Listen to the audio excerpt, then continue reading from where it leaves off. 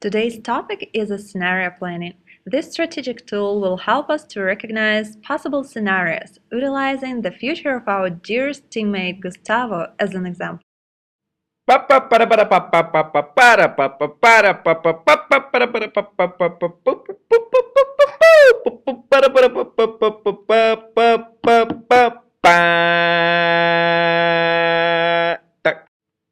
First of all, who is Gustavo? Gustavo is an international MBA student just like you and me, graduating in August 2013. Gustavo wants to stay in the United States after he is done with the school, therefore, he has to find a job within the first 3 months after graduation.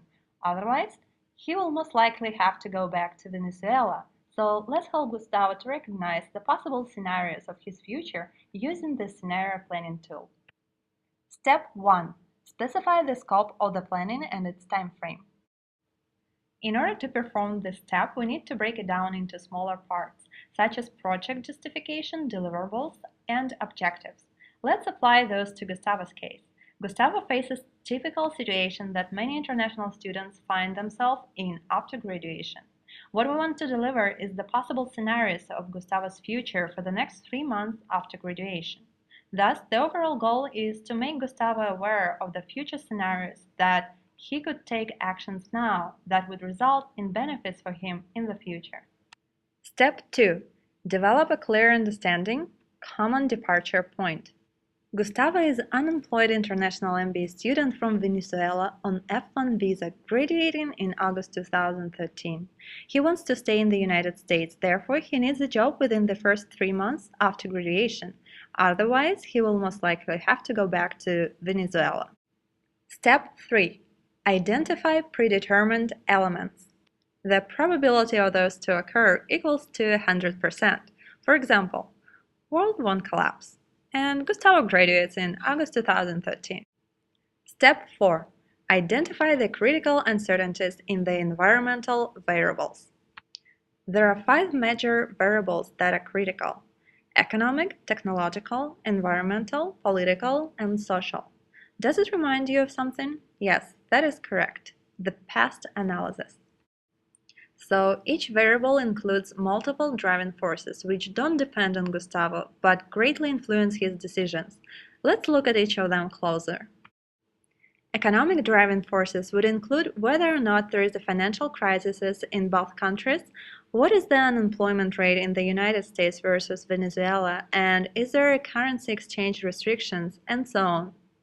The main technological driving force would be accessibility of the advanced technologies for Gustavo, such as high-speed internet, smartphones, and software, among others. By the environmental driving forces, we mean the possibility of natural disasters to occur in the United States versus Venezuela, also climate conditions and pollution levels that Gustavo considers preferable for him. Political driving forces can affect Gustavo in a way that he might become a refugee if the international affairs between two countries change, get worse in particular. And the last but not least thing to consider is social driving forces that are important for Gustavo. Personal safety is something Gustavo is really concerned about because he had multiple incidents when his life was in danger, unlike his experience in the United States, where he feels very safe in general. Step 5. Identify the most important drivers. Let's rank the most important drivers that international MBA students have to pay attention to considering whether to stay in the United States or not. In this table, the change rate basically means the likelihood of the particular driving force to change on a scale from 1 to 10, where 1 is very unlikely and 10 is very likely to occur. The same measure goes to the next column. The impact on the decision maker means how important each driving force for Gustavo is. Then, by multiplying the score of the second column by the third column, we found out which driving force is the most important one, that is, in our case, labor market demand. Step 6. Consider a few possible values for each variable. So, let's see why the market demand is so important for Gustavo. Because of the unstable current economic situation in Venezuela, country experienced currency devaluation that, along with the strict regulations of the currency exchange, resulted in mass bankruptcies of the companies and increased the unemployment rate, that means drop in the labor market demand. On the contrary, If US economy will be recovering, Gustavo will have more chances to find a job and stay in the United States. Both values will make Gustavo want to stay in the United States even more. Step 7. Analyze the interaction between variables and develop a matrix of scenarios. Let's ask the critical questions in order to draw a decision tree, which will help us to build 4 scenarios. Will Gustavo be an attractive candidate for the US labor market? If yes, he is a star. If no, will the US labor market provide Gustavo with underemployment options? If yes, he is underemployed. If no, will the situation in Venezuela force Gustavo stay in the United States after November 2013? If yes, he will stay illegally. If no, Gustavo will have to go back home. So, keeping in mind our decision tree, let's highlight each scenario. Name each scenario and outline the driving forces for each of them. Those scenarios include star, underemployment, stay illegal, back home. Step 8. Write a story to develop each scenario. For example, the star scenario. The happiest of all the scenarios when Gustavo gets a job offer right after graduation from a company that is willing to sponsor work visa for him.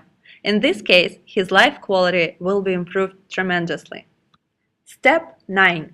Quantify the impact of each scenario and formulate appropriate strategies. Based on the impact of each scenario, we then can plan which actions to take now in order to increase the probability of the best scenario to occur in the future.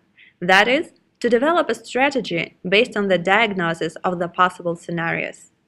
So, what are the benefits of the scenario planning? Decision makers, like Gustavo in this case, are forced to break out of their standard worldview, exposing blind spots that might otherwise be overlooked in the generally accepted forecast. Also, decision makers are better able to recognize a scenario in its early stages, should it actually be the one that unfolds. And then, they are better able to understand the source of disagreements that often occur when they envision in different scenarios without realizing it. Let's summarize what we've learned so far. What the scenario planning is and what it is not. Scenario planning is a strategic tool that organization uses to make flexible long-term plans. It is not about predicting the future. It is about attempts to describe what is possible to happen in the future. And that's all for today, folks. That was Sunset Team number 5, and спасибо вам за внимание. Gracias por su atención. 多谢欣赏。 Thank you for your attention.